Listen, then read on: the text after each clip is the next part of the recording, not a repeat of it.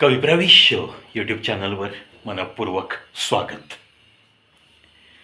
हाजियापूर, बरेली. पहा मित्रांनो, आता हिंदू धर्मीयांच्या सणाचे दिवस, होळी, रंगपंचमी, धुळवड, निरनिराळ्या राज्यामध्ये अतिशय उत्साहात हे सण साजरे केले जातात. आणि जर सखोल विचार केला तर या हिंदू धर्मातले सगळे सण जे काही साजरे केले जातात त्याच्या मागं, प्रत्येक सणाच्या मागं काही ना काही मानवाच्या जीवनाला फायदे होणं हा त्याचा बेस आहे. हे सायंटिफिकरित्या सुद्धा सिद्ध झालेलं आहे. आपण सिद्ध करू पण शकतो. आता या होजियापूर, बरेली, उत्तर प्रदेशमध्ये काय घडलं आहे, होळी कशी साजरी करायची, त्याचं प्लॅनिंग करण्यासाठी कशी कशी व्यवस्था करायची. अर्थातच यामध्ये हे पण मुद्दे असतात की इतर कोणालाही त्रास न होता आपल्याला आपले सण साजरे करायचे. नक्कीच अशा मुद्द्यांवर चर्चा सुरू असताना आता इथं होळी साजरी केली जाईल वगैरे हा संदेश धर्मांध लोकांच्या मोहल्ल्यापर्यंत पोहोचला. आणि मग त्यांची धर्मांधता जी पराकोटीची असते काही लोकांमध्ये, आणि त्यांचे मनसुबे काही वेगळेच असतात, अशा लोकांपर्यंत ही बातमी पोचल्यावर ही मीटिंग ज्या मुलांनी घेतली, अर्थातच हिंदू, त्या मुलांवरती हल्ले झाले आणि प्रचंड मारामारी झाली. यामध्ये या धर्मांध लोकांनी या हिंदू मुलांना अशी धमकी दिली आहे की ती धमकी जर तुम्ही ऐकाल तर तुम्हाला वाटेल की आपण खरंच भारतात राहतोय का बांगलादेशमध्ये राहतोय का आपण पाकिस्तानचे रहिवासी आहेत. काय धमकी दिली?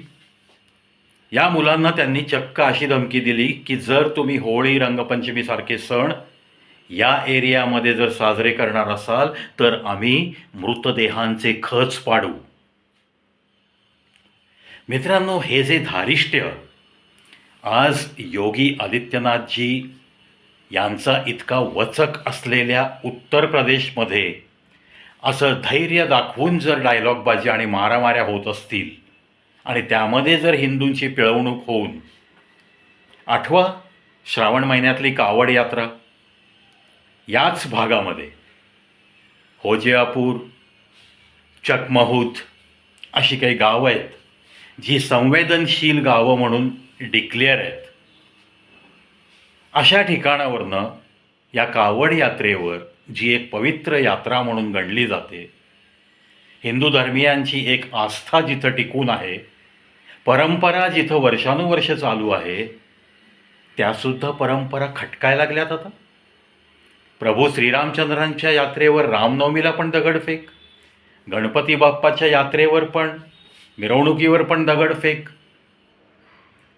व्हॉट इट मीन्स म्हणजेच लोकांना त्यांची धार्मिक आस्था टिकवण्यापासनं, दाखवण्यापासनं परावृत्त करायचं, जितके शक्य होईल तितका टॉर्चर करायचा आणि एक एक एरियामधून हिंदूंचं पलायन कसं होईल हे पाहायचं आणि एक एक गाव, एक एक तालुका, एक एक जिल्ह्यात आपली डेमोग्राफी चेंज करत याला मुस्लिम बहुल गाव, मुस्लिम बहुल जिल्हा आणि शेवटी मुस्लिम बहुल राज्य करत करत 9 राज्य पूर्णपणे मुस्लिम बहुल राज्य झालेली आहेत. अनेक गावांमध्ये हिंदूंची टक्केवारी कमी होऊन जागा विकून जाण्यासाठी त्यांना उद्युक्त केलं जातं, त्रास दिला जातोय. मग याच्या बेसमध्ये काय आहे, याचं फाउंडेशन काय आहे, यांच्या मागं कोण कोण आहेत, याबाबतसुद्धा चौकशी नक्कीच झाली पाहिजे, प्रत्येक राज्यातनं, प्रत्येक जिल्ह्यातनं. आज होजियापूर इथं घडतंय, उत्तर प्रदेशमध्ये घडतंय, बरेली माझ्या गावापासून किती लांब आहे, असे भंपक विचार करत जर तुम्ही आम्ही झोपणारच असूत, तर हा वणवा, ही आग, हे सगळं लोण तुमच्या उंबऱ्यापर्यंत येण्यास जास्त कालावधी उरलेला नाही आहे. म्हणूनच आज एक कडक मुख्यमंत्री असलेल्या उत्तर प्रदेशमध्ये जो जहाल हिंदूवादी वक्तव्य आपल्या भाषणातनं बिनधास्त करतो, आणि का करू नये, आखिर ये हिंदुस्तान है, किसी को भी यहाँ डरने की कोई बात नहीं है. हाँ, अगर दूसरे धर्मों में कुछ बातें अच्छी है तो उन्हें भी डरना नहीं चाहिए, लेकिन ये नहीं होना चाहिए कि हमारी ही बातें श्रेष्ठ है.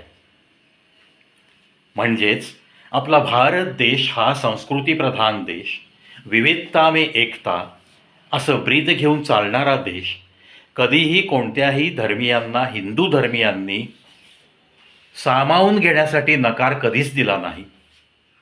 भारत पाकिस्तानची फाळणी झाल्यानंतर सुद्धा जितके म्हणून इथं राहिले, by breaching the promise, whatever actual promise done by Mohammad Jinnah, तो भाग खूप खोलात न जाता सोडून देतो मी. पण सुरुवात खरी तिथूनच झालेली आहे.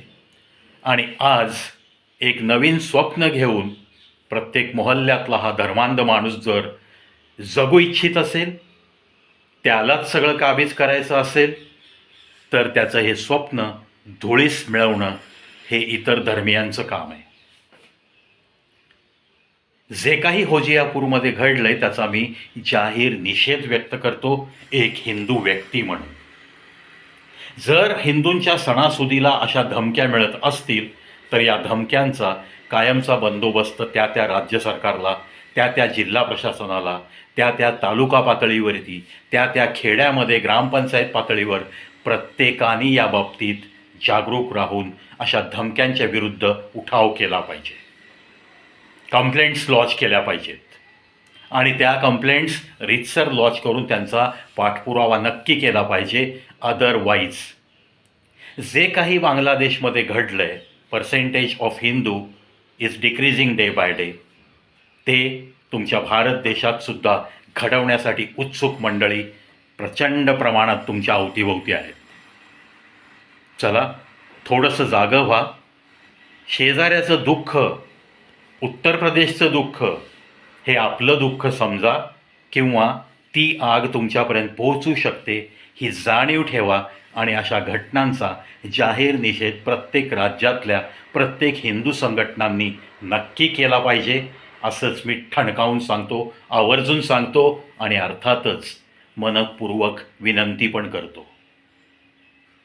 आज तुम्ही जागे झालात तर तुमचा येणारा उद्या, म्हणजेच तुमच्या भावी पिढीला, म्हणजेच आज जी 5 ते 7 वर्ष वयोगटात मुलं मुली आपल्या हिंदूंची आहेत, त्यांना 10-15 वर्षानंतर जर चांगलं भविष्य हवं असेल, भविष्य चांगलं त्यांचं ठेवायचं असेल, त्यांना इथं मोकळे श्वास घेता येतील असं वातावरण जर इथे राहावं असं वाटत असेल, तर आपल्या या चिमुकल्यांसाठी तुम्हाला आत्ता थोडंसं खंबीर होऊन व्यक्त पण व्हावं लागेल.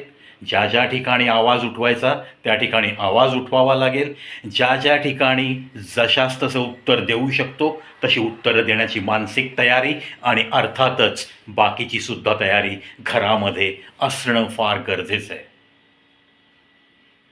यासाठीच आजचा हा व्हिडिओ. मित्रांनो, मी काही कोणाचा दुश्मन नाही आहे. मी अजूनही सांगतो की जे धर्मांध मुस्लिम आहेत त्यांचा नक्कीच प्रत्येक हिंदू विरोधक आहे. जे सामोपचाराने, सामंजस्याने इथं राहतात, ज्यांना आम्ही आपलं मानतो, ते नक्कीच आपलेच राहतील. पण जर हे आपलेच जर लपून छपून या धर्मांध व्यक्तींना पाठिंबा देत असतील, आणि जर आमच्या पाठीत खंजीर खुपसण्याची तयारी करत असतील, तर त्यांनीसुद्धा आमनेसामने यावं, हे जाहीर आव्हान.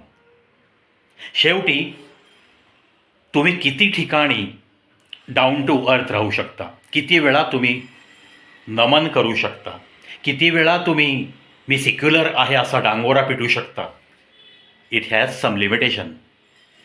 आणि ही लिमिटेशन्स जर कोणाला कळत नसतील आणि जर सेक्युलरिझमचा पडदाच डोळ्यावर ठेवून अशा काही मुस्लिम लोकांच्या मनामध्ये स्वतःचं स्थान अबाधित करून मी कसा छान जगतो, मी कसं सगळ्यांना एकत्र सामावून घेतो असा डांगोरा पिटत जर जगायचं असेल तर त्यांनाही मी सावध करू इच्छितो, जब वक्त आएगा तो तुम भी काट दिए जाओगे, चाहे आप उनके पड़ोसी हो या चाहे आप कितने भी गहरे दोस्त क्यों न हो. इतिहास गवाह है ऐसी चीज़ों के लिए. हे सुद्धा मी आवर्जून सांगतो. प्रत्येकाने सावध राहणं हे अत्यंत गरजेचं आहे. रात्र वैऱ्याची आहे असं जे म्हटलं जातं तसेच दिवस सध्या तुम्हा आम्हावरती घोंघावत आहेत. तशीच वादळं तुमच्या दारापर्यंत येऊ शकतात. मित्रांनो, तळमळीने मी ह्या गोष्टी सांगतोय, बिनधास्त सांगतोय. जागं व्हायचं की नाही हा प्रश्नच येत नाही. प्रत्येकाने जागं राहिलं पाहिजे आणि प्रत्येक झोपलेल्या व्यक्तीला जागं करण्याची धमक प्रत्येकाच्या अंगात आणलीच पाहिजे. जय हिंद, जय भारत.